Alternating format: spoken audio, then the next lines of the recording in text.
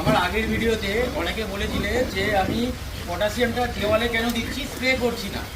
তো আজকে ভিডিওতে আমি এটা জানাবো যে পটাশিয়ামটা দেওয়ালে ঢেলে দিলে কি হয় আর স্প্রে করলে কি হয়।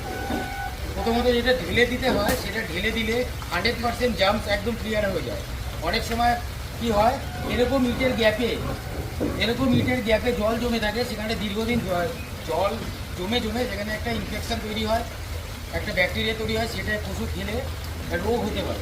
তো আমরা যখন ঢেলে দিই, স্প্রে করলে 90% হয়তো জাম্পস ক্লিয়ার হয়ে যাবে, কিন্তু যদি আমি ঢেলে দিই তাহলে 100% ক্লিয়ার হয়ে যাবে। যেরকম আগের দিন আমি ঢেলে দিয়েছি, ভিডিও করেছি, আজকে এই যে পশুদের গায়ে আমি এইভাবে ছড়িয়ে দেবো, আমি এইভাবে ছড়িয়ে দেবো।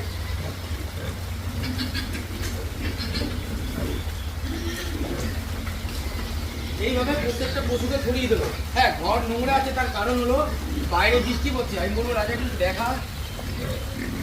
হ্যাঁ ঠিক আছে, বাইরে বৃষ্টি হচ্ছে, ওয়েদার নরম বলে ঘর ধোয়া হয়নি, ঘরটা ঝাড় দিয়ে দেওয়া হয়েছে। হালকা করে আমরা পটাশিয়াম এটা করে ছড়িয়ে দেবো। এতে কি হবে, এই যে জাম্পস তৈরি হয়, সেই জাম্পসটা আর হবে না, একদম অ্যান্টিসেপটিক হয়ে যাবে পুরো ফার্মটা। তো আমি এখন পুরো ফার্মের ভেতরে আর পশুদের গায়ে এটা আমি ছড়িয়ে দেবো।